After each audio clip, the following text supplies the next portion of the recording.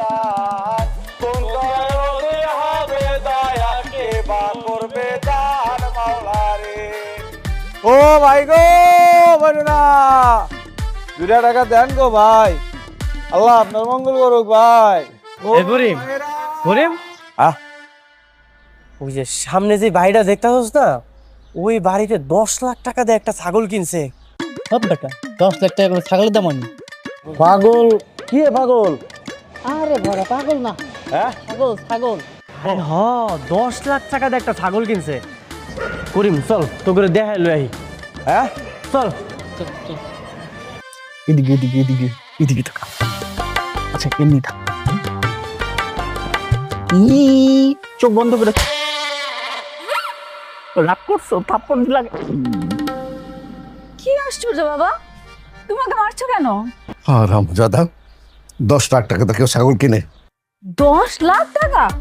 তাই ফুটানি করস? হ্যাঁ, তুই 10 লাখ টাকা ছাগল কিনছ কেন? এটা কি নর্মাল কোনো ছাগল নাকি? এটা তোর কুইন এলিজাবেথের গোয়াল ঘরের ছাগল। সাইজ দেখা বুঝো না আমার মতো কেমন? নিজ হাতে এটা খাওয়া কত সুন্দর বড় করছে।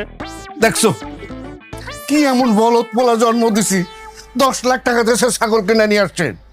হারামজাদা, তোর জন্য তো এখন বুদ্ধ আমার পিছনে লাগছে, আমার বিরুদ্ধে মামলা রোজ হইতাছে। কি বলতেছো বাবা, তোমার বিরুদ্ধে মামলা কেন হবে? তুমি তো আর ছাগল কেনো নাই, তাই না? ও মা, তুই বুঝতেছিস না? তোর ভাই কি চাকরি করে নাকি? সে তো বেকার। সবাই জানে আমি একটা সরকারি সাধারণ চাকরি করি। আমার পোলা যদি এত টাকা দেয় ছাগল কিনে, অভিযোগটা কি আমার উপর আসবো না? সন্দেহটা কি আমারে করবো না? স্যার, ম্যাডাম প্লিজ কি সমস্যা? একটু স্যারের সাথে কথা বলবো। মানে এই মুহূর্তে কোনো রকম চেঁচামেচি করা যাবে না, চেঁচামেচি করলে লোকজন জানাজানি হয়ে যাবে। মানে এখন এত চেঁচামেচি না করে একটা বুদ্ধি বের করতে হবে, তারপর একটা ব্যবস্থা নিতে হবে। আচ্ছা মানে আপনার বাড়িতে কি অনেক টাকা পয়সা স্বর্ণ অলংকার? মানে যে কোনো সময় কিন্তু দুদকের লোকজন বাড়ির মধ্যে ঢুকে পড়তে পারে। আমার ঘরে তো খাটের নিচে চিপায় চাপায় টাকা টাকা। মহা বিপদ স্যার। কি আশ্চর্য আঙ্কেল, আপনি বাবাকে এভাবে কেন ভয় দেখাচ্ছেন?